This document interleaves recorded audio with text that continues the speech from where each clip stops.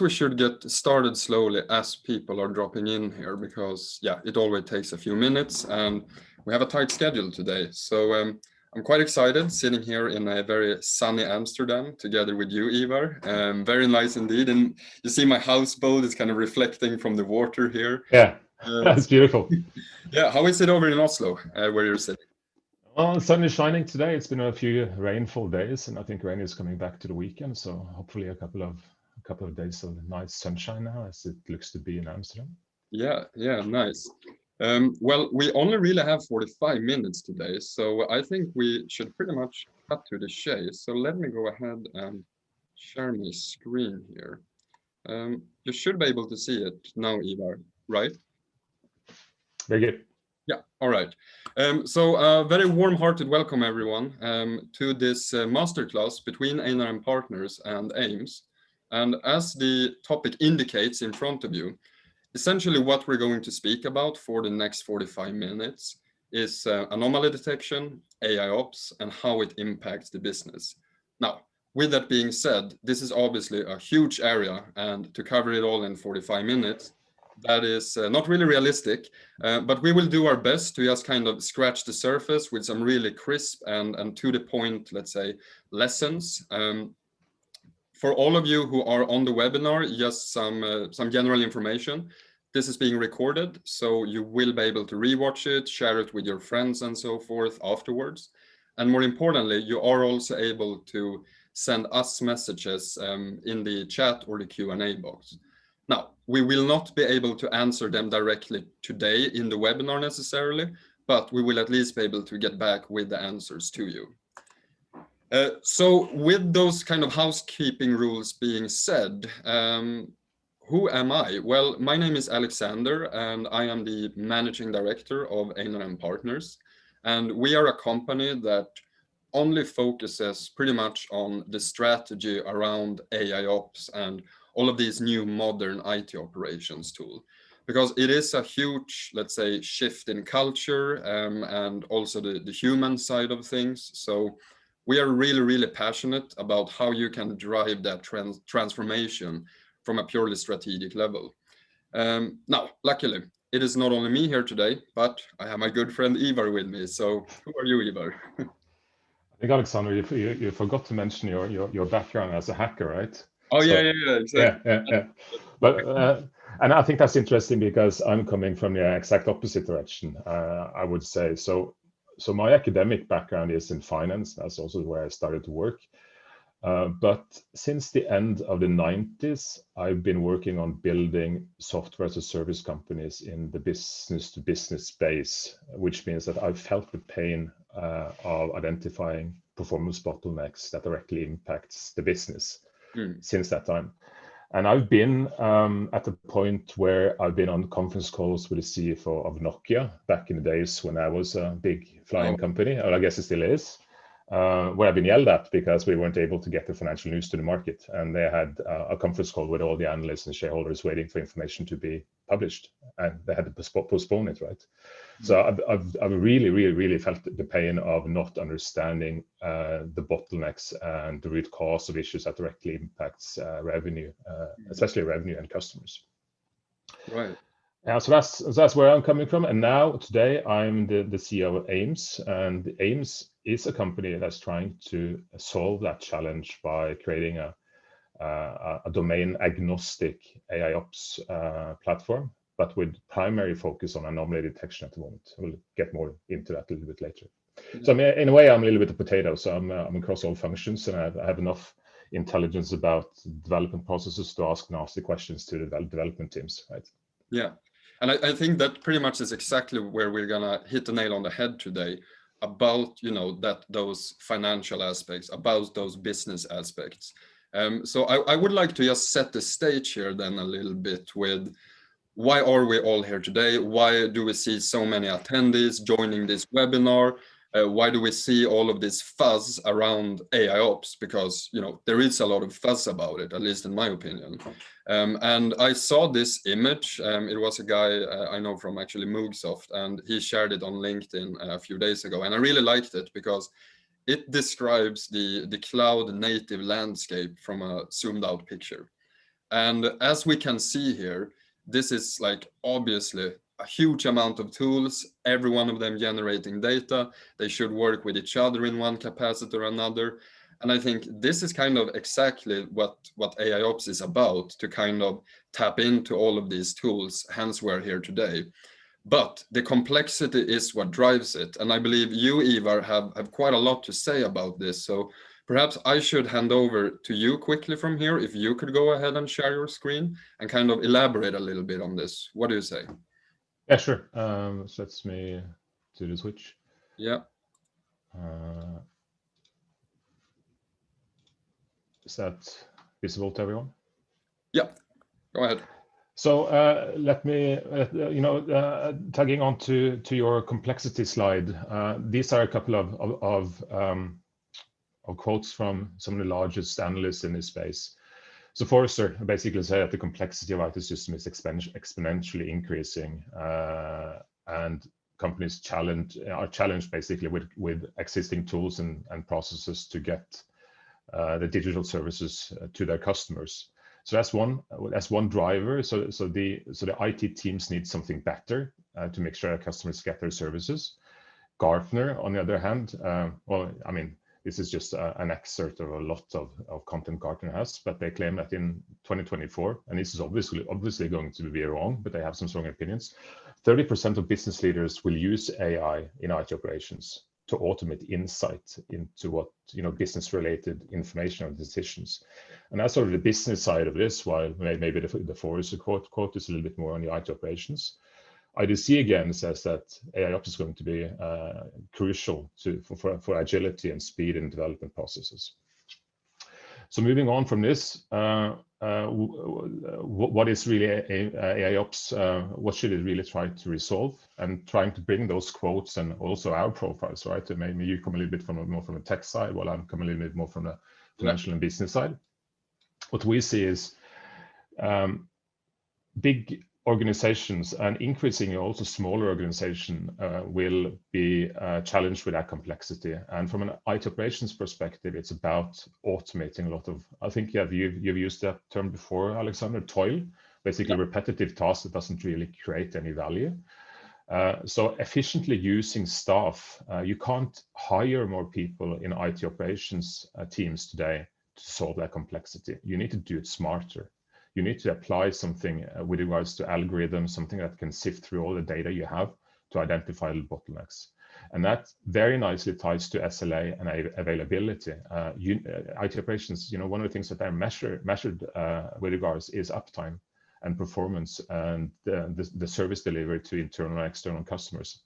That again, of course, drives what's on the right-hand side here, which is direct impact on the P&L. What IDC mentions in the last quote on the previous slide is about moving faster at agility. And without the insight that you can get from an AIOps, and especially if you combine it with an observability model, you won't be able to move as fast as you should, because you don't really have the dashboard and you don't have the view through your windshield to be able to drive at a speed that's higher than probably 20 miles an hour, right? So your competitiveness in the market as a company really relies on using technology to deploy more services for your customers, new business models. You need to be able to move fast, and AIOps can give you that opportunity. From a sort of a business perspective, IT now is the building block for everything you do, right? So failure is somewhere in the stack that you don't really have control of can have rippling effect that directly impacts the top line. And I've personally felt that pain before, and I'm pretty certain that even executive board level will ask for insight directly from the IT systems that tie into the different business processes that a company has. That's going to happen quite soon. And that means basically you need to have actionable insight to what is impacting your P&L. And that's the different revenue drivers you have, probably on the customer level, geography, and definitely also on the cost base, right? So that's what's really driving your P&L, and AIOps is going to be instrumental to having that insight. And of course, it's going to be instrumental to move fast with new tech. So let me. We've been. I mean, I've been working in this space for quite some time, and I've seen this mature. I've felt the pain for 20 years. I've been working on sort of building this platform for another 10 years, and there's clearly a lot of, I mean, marketing bullshit out there, and especially with regards to AIOps. There's something here which is concrete and tangible and useful. And what we've seen is that when we started this the project with AIMS, the IT monitoring market was about static thresholds. So IT teams basically defining, if the load on the CPU on this server goes above 90%, send me an alert. That moved on to dynamic thresholds. So dynamically setting thresholds for different kind of metrics or parameter, whatever you want to call those data sources, to be a little bit more flexible than the static thresholds that typically create a lot of cry wolf alerts. What we're seeing now is learning a lot of different metrics. So a significantly large amount of time series data or parameters to learn the normal behavior of the business from an IT perspective. And that's a huge change, because what you're really doing then is you're building sort of a digital DNA of how the business behaves at sort of different kind of cycles, right? So daily, weekly, monthly, and so on. And that's because most of companies now rely on software to drive their business. So when you can collect that kind of metrics from those systems, you're able to build that sort of a cyclical fingerprint. I love how you put that, or digital DNA. I think it's spot on and so accurate. Yeah, I love it. Yeah.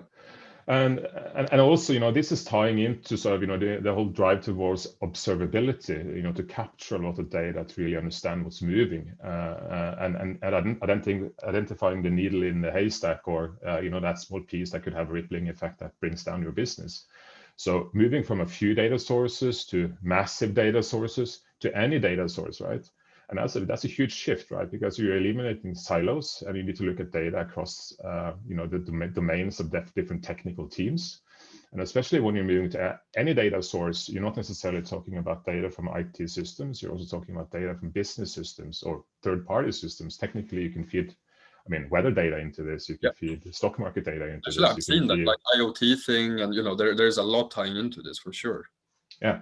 So how do you do that in AIOps, right? So one thing is obviously time series performance data.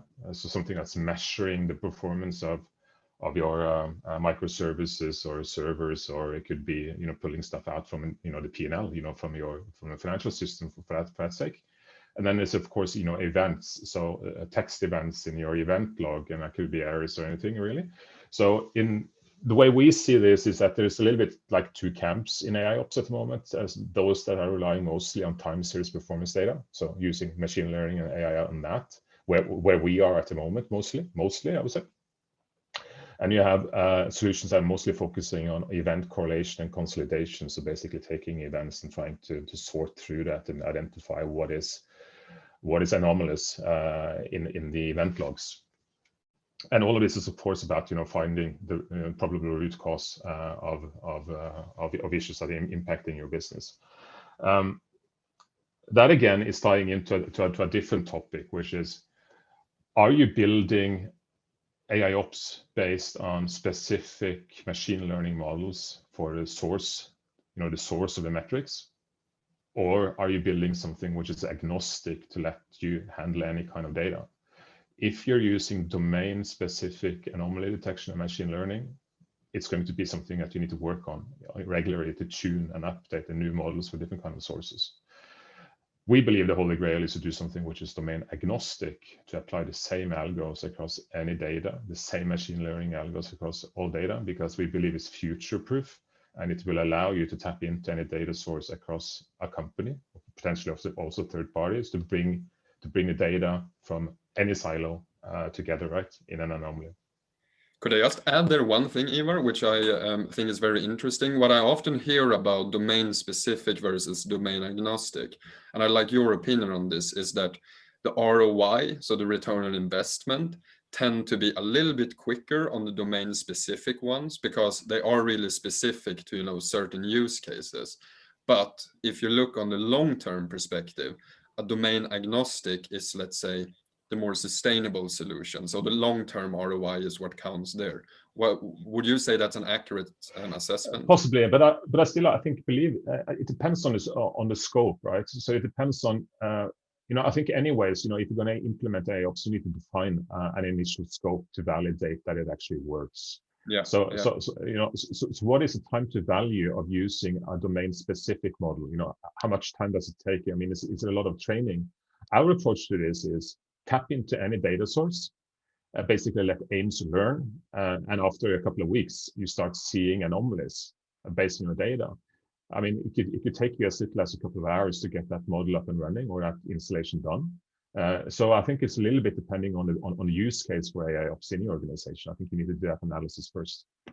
Mm-hmm. And I think we will speak more about that in a bit. But yeah, I thank you for the input. Yeah, it was just something I thought about. So. Yeah, and then of course there's a lot here about correlation. Correlation is a big part about this. When you're identifying an anomaly on one metric on that CPU, for example, hitting a dynamic threshold, doesn't really give you a lot, right? So you need to look at correlation of anomalies across the different data assets. If you do that properly, I think there's an opportunity to bring context to the anomalies that tells you something about what business process or what system, what's the criticality and priority of that anomaly, and give the organization opportunity to act quicker, right? And of course, I mean, we've been discussing this before, Alexander, tapping into CMDB data, right, to give some relevance to those anomalies. There's a lot of opportunities there. Right. There is, if you talk to Gartner, they will tell you that one part of AIOps is automated healing or taking automated action, intelligent self-remediation, and so on. Which is probably sort of the holy grail, and that's also something that's being pushed by marketing. And I know that there are some companies out there with that ambition to do intelligent self-remediation. We are working on that. But the reality is that anomaly detection, we believe, is a mature product, it's a mature system, it's a mature market. Intelligent self-remediation is not really, because matching an anomaly, which could be from any sort of data, right? So if you limit the sources to the anomaly detection, then it's easier to do intelligent self-remediation, right? But then you have a limited data set. When you start feeding that anomaly detection engine with significantly more data, it's significantly more difficult to also do auto triggering some script or whatever it may be, right, to resolve the issue. Yeah, and I think this ties in a lot to the expectations, which I presume we will also touch upon in a bit. But for me, self-remediation, it's just a fancy word for basically automation on steroids. And I think there is no such thing as self-remediation, especially not in the use case you mentioned, where the scope is so broad. Unfortunately, I wish, but we are not there yet for AI systems within quotes to be able to trigger that intelligently by itself. But these smaller tasks, I do think that it's definitely possible to remediate, just like with any other automation you traditionally would do, of course. So all about that toil that you mentioned. Yeah, and of course, there's clear value in taking that approach. I think to start eliminating a bunch of issues in a IT environment, right? By doing predictable restarting or scaling or shutting down or whatever it may be based on some predictable issues in the environment. And I've had a lot of discussions with AIOps practitioners across the world, I would say, the last couple of years. And there's a big domain out there of people that's looking at identifying predictable issues and then doing some script to automate that. And they consider that to be AIOps. I really don't consider that to be AIOps. That's just if then what, right, and then trigger a script. Yeah, good input. Yeah, thanks. Okay, so I personally believe you need to build something which is sustainable, which means that you can't tweak things all the time, and you need to be flexible to consume a lot of data, and I think that's future proof. And one part of that is obviously tapping into quality data, being able to harvest a lot of data and normalize that data to feed it into an engine that enables you to learn and correlate and identify issues. So this is, of course, building normal behavior patterns in at least for time series data. So building an understanding of how a specific part of the business does behave based on the cyclicality at a certain point during a day or during a week. People come to the office or log into systems 8, 9 a.m. in the morning, and it increases load. Your thresholds need to take that into account. So you need to build that knowledge, and then monitor in real time that behavior. Also, you need to look at correlation, of course. So, what is the correlation of different kind of behaviors towards other data sources? Topology discovery is obviously one, and there's a lot of ways to get to that topology discovery. There's a lot of manual work today in topology discovery. There's instrumentation of code, there's CMDB databases, all that kind of stuff. But it's instrumental to be able to get to context. And that's really about business relevant alerting. So when you're able to trigger an alert based on anomaly detection and machine learning, you need to be able to provide enough context for you to be able to prioritize that appropriately. The last item of the building blocks, and I think, if you talk to Gartner and the analysts, they will pretty much agree with these building blocks. Maybe it's going to be a slightly different terms and wording, but it's pretty much the same. Last thing is about taking that action, right? So giving enough insight to be able to take early action to prevent your customers from being impacted by performance issues is really the ultimate game here. And ideally, AIOps is about automating IT operation and removing that toil. Doing it intelligently at the moment, probably not possible in our view. So there's definitely enough information here to reduce the time it takes to resolve an issue, to get a lot better insight and finding that needle in the haystack significantly earlier than any time, kind of like traditional tools or hiring another 100 people in your IT operations staff. Definitely, but taking automated action in an intelligent way, there's not. One benefit of this is, which is really tying into sort of the business element of AIOps, is getting really smart dashboards that lets your issues bubble to the surface and also tie into the business processes that your line of business owners and your executive management care about, right? So you can take that data directly from the IT systems and expose it in reports and dashboards that your business cares about. And I think that's probably a nice introduction also to a little bit broader discussion about the organization and so on, right? Yeah. Let's see. So I'm gonna take over here, and no, absolutely. And I think this is, of course, what everyone is, thinking about. Of okay, should we invest all of this time and all of this money or whatever it might be? Because how will that benefit the business? And I think this is such an important question to answer.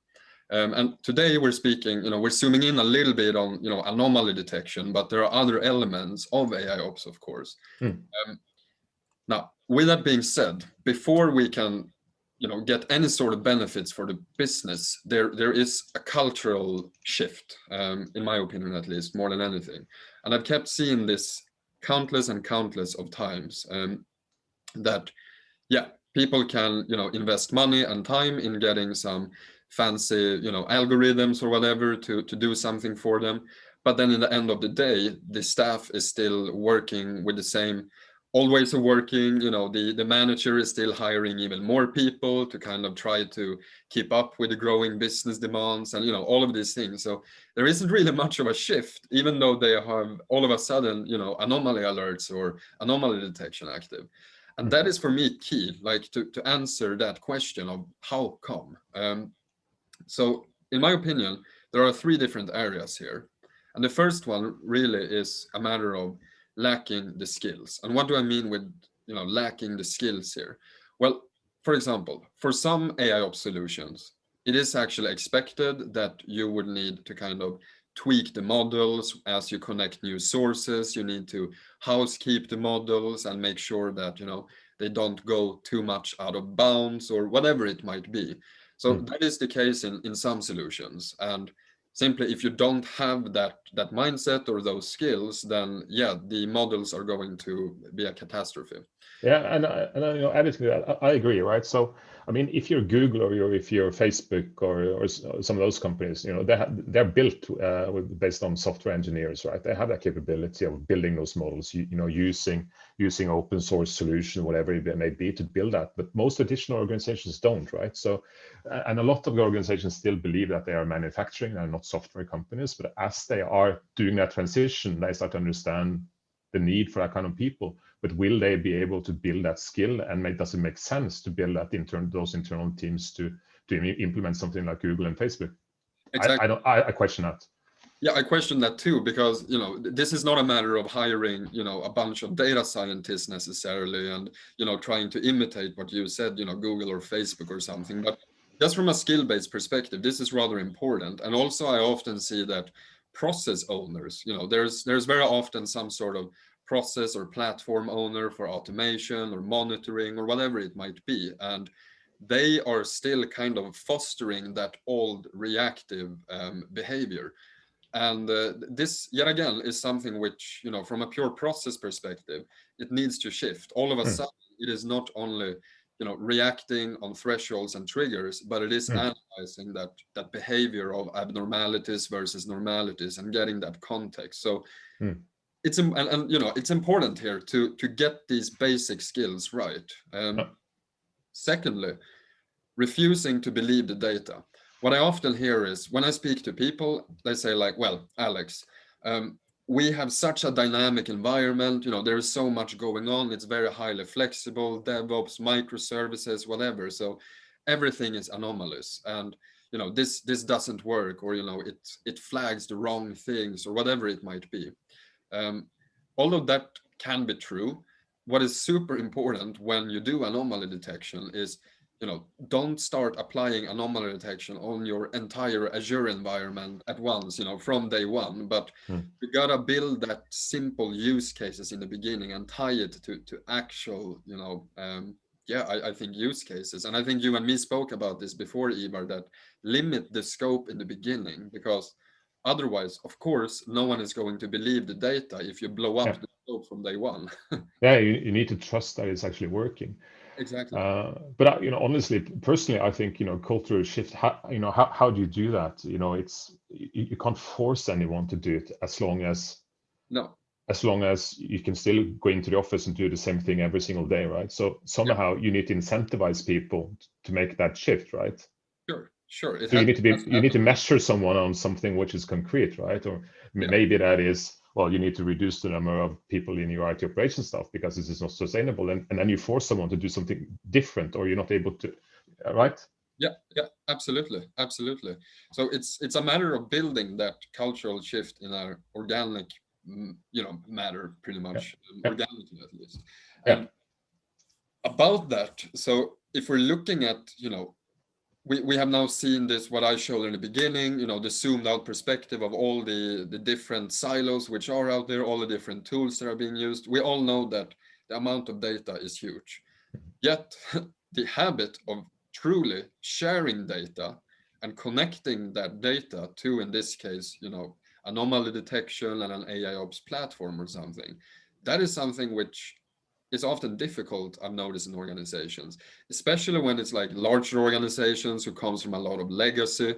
Because what I have noticed is that all of these silos of data is kind of a representation of the firm's internal boundaries. So, when you have data silos and people are not sharing the data between the silos, that is really just kind of, a masked way for how the internal company structures are looking, pretty much. And it can be very disruptive to have to share all of that data and feed it into one tool and really work together with that data.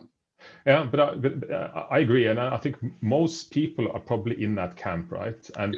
And AIOps is not a fully mature in the market, I would say, and the knowledge about what you can do with AIOps and how to implement it there's probably a lot of different opinions about that. Yeah. But personally, I think this represents a fantastic opportunity for IT people to actually implement something maybe which is small, and then demonstrate the value of that to the business, right? So look at how I can monitor the e-commerce. How many transactions, or how much new customers we're getting on whatever you're doing online of purchase or sales, right? And then bring that to the line of business owner. I mean, what better opportunity do you have to look good as an IT person today, right? I mean, you have all opportunities. You're going to get all the attention, right? Yeah, no, absolutely, absolutely. And a lot of people think that AIOps is all about, we're going to tap into metrics and telemetry and whatnot. Yes, of course, that's true. Ultimately, that is what the IT department is doing. But you also need to tap into that, what you touched on before, the business data, from other departments. Might it be, different application owners, whatever it is. There is so much data out there. So sharing this data is important. Yeah, I mean, just a last comment on that one, right? So, I mean, when you're tapping into that extent of data from software and in the IT systems, whatever it may be, which is really running the business, that's the true sources of information about business intelligence, right? Yeah, absolutely. Which should be exposed to all stakeholders across an organization, right? And then tapping into different kind of sources that may add information, but it's going to be significantly more real time, and using algorithms in that way to identify anomalies. I mean, it's useful for business controllers, right? Who's working for the CFO. Yeah, for sure. I mean, absolutely. This is not only about, as I said, like hard raw metrics. It could also be like transactions in SAP or APM things or whatever it is. It doesn't really matter. And I always like this kind of picture of this. So this is from a dear friend Jeff Bezos at Amazon. Yeah, person sent to you. Yeah, exactly. I take a beer with him sometimes. But this is pretty fun because this was written in a wide company email, and I think it was like 2004 or 2005. And what I marked here is the first section, which is all teams will henceforth expose their data and functionality through services interfaces. Teams must communicate with each other through these interfaces. And then in the bottom, all services interfaces, without exceptions, must be designed from the ground up to be externalizable, meaning that others can access, the data. That is to say, the team must plan and design to be able to expose the interface to the developers in the outside world, no exceptions. And then he ended on a friendly note. Anyone would be fired. But I think, this is clearly why the Amazon Amazon is considered to be pioneers, because they understood this concept so early, and it's critical for firms to also do this. So now we have roughly, 15 minutes, a little bit less time left. So one other thing which I often hear, and here I would love your input as well, Ivar, is how does this change the operating model? Like, okay, we now have AIOps or anomaly detection or something. How do we need to potentially work differently? Now, we have touched upon the fact that, first of all, from an operating model perspective, you really need to start thinking about this data. Can we tap into data, and can we share it with whatever AIOps platform of your choice?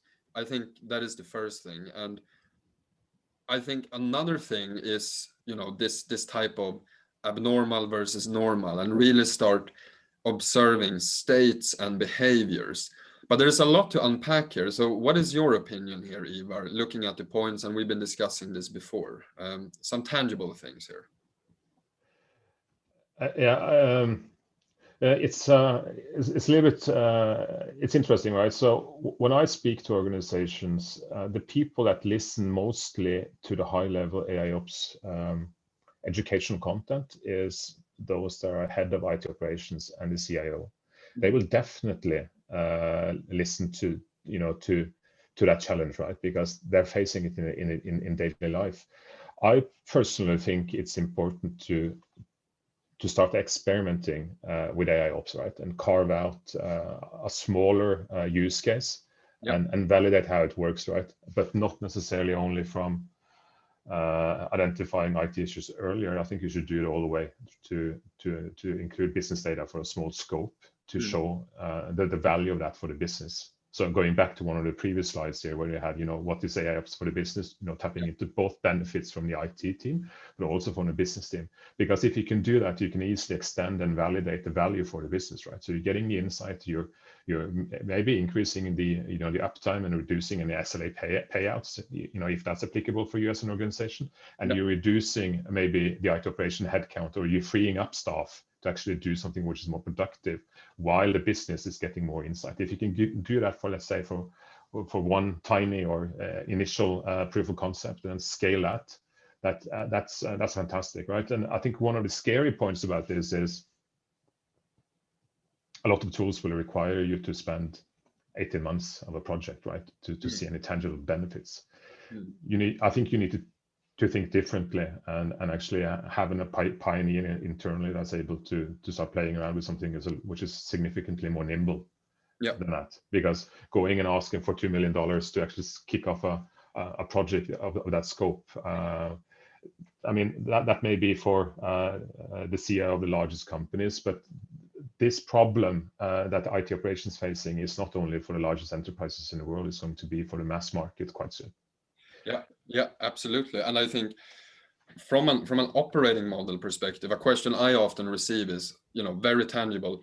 How is it changing from the way we're working today? And I think in a nutshell here, how I see it is that a lot of the IT operations staff that I am speaking to on a daily basis, especially in monitoring, they are really used to working with these old traditional tools, Nagios or CheckMK or whatever. You really have, thresholds and triggers, and when something is wrong, it's wrong right now. And this is much, much more about truly, from a more holistic perspective, observing the state and nature and behavior of not only an individual server or component, but that bigger picture. So to be able to explain that to IT operations staff who have worked in a certain way for maybe up to 20 years, you have these old geezers who, that is hugely important from an operating model perspective. And yeah, I just wanted to pitch in there. So guiding the business in that way is instrumental, I think.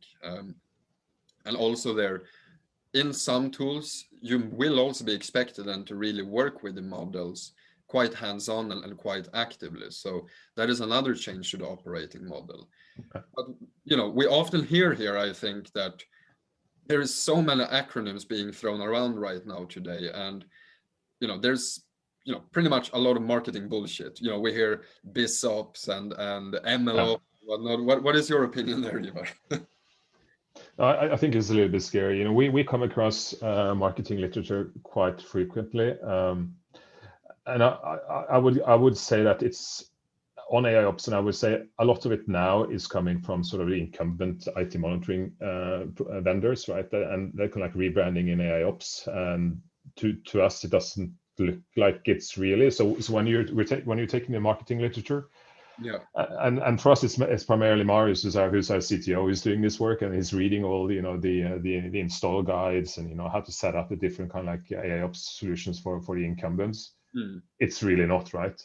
So if AIOps is pitched by marketing to a team and you start implementing it and it doesn't really deliver what's on the tin, that is a significant problem, right? It doesn't. A lot of vendors doesn't really deliver on the promise, and I think you need to be very transparent about what it really does, and what is the value, what you can expect, and make sure you can deliver on the promise, right? Exactly, and I think that brings us pretty good to, we're already in the discussion here, like how can we set those expectations, and what is the tangible way of the change in the way we're working compared to these traditional methods. So we often hear, just like you said, you are promising the land of holiness with AIOps, but let's keep the feet on the ground a little bit and set realistic expectations.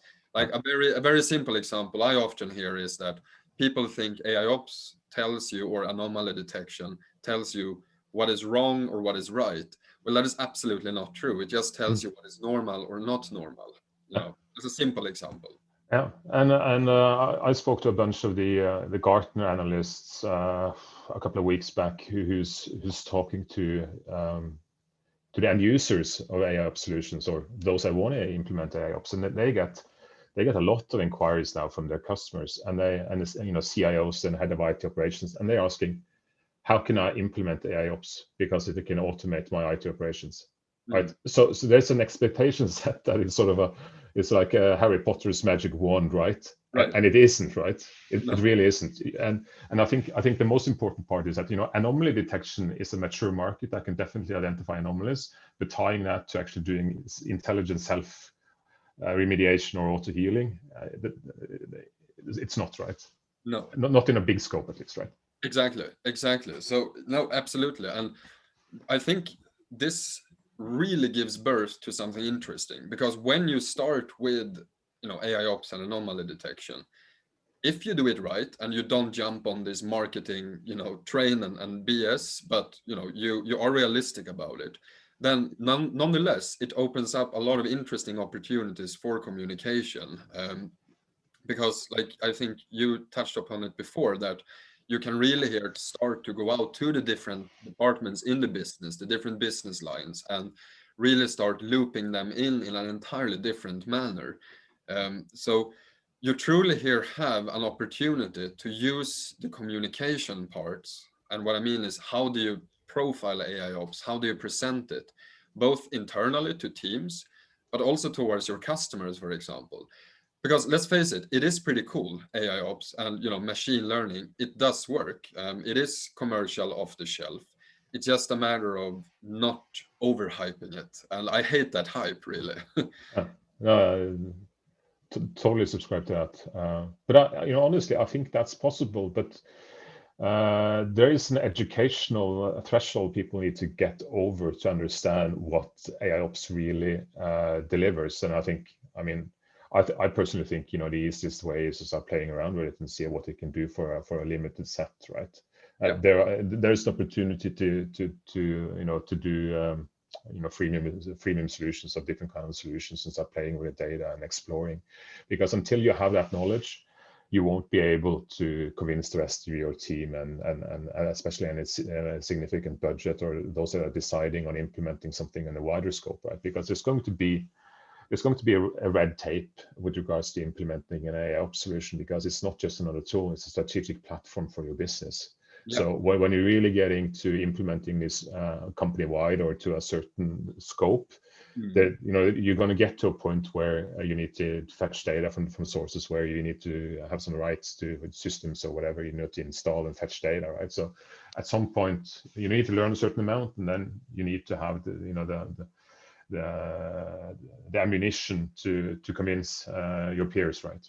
Yeah, and I think you said it quite well there. It is a tool for the business, and we were discussing this the other evening, and I loved you said a very practical example. Like, okay, imagine you have a marketing campaign, you go out, Google keywords, you're paying a lot of money, and you get a huge influx of traffic, to your website, for example. And then all of a sudden, your IT operations can't keep up for whatever reason.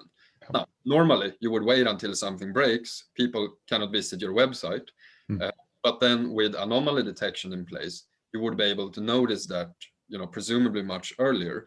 But more importantly, there you get a direct correlation between a business initiative, as in, we're going to invest now in a marketing campaign on Google AdWords, and the direct impact that has, from an IT side.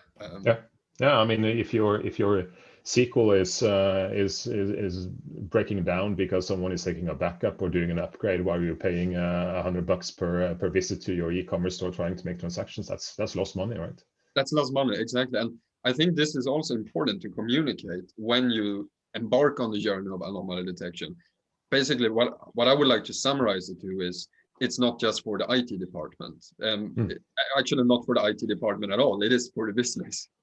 Yeah, and that brings it back to that. Software is not for IT. Software is for the business, and now software is everywhere in the business. Okay, there's probably some businesses not exposed as a lot of other businesses, but supply chain, manufacturing, retail, healthcare, whatever, right? It's driven by software today.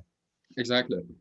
So we have just started scratching the surface here. This was just a 45-minute kind of introduction to all of this, but you and me, Ivar, are going to continue to create a lot of content together, and this is not going to be the first and only masterclass, but we're going to have a lot of other things coming up. So with that being said, I want to be respectful of the time of people who have joined there today.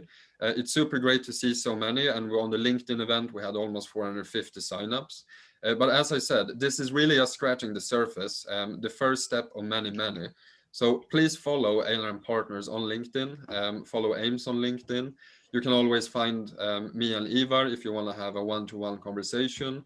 But please stay in the loop, because more is coming. And yeah, with that being said, would you like to end it with a note there, Ivar, as well, or what do you say? Thank you, Alexander. I think that's my ending word. And thank you everyone for attending. It's been a pleasure. Super fun. So let's stay in the loop, everyone, and thanks for attending. I hope it was useful, and yeah, have a lovely day.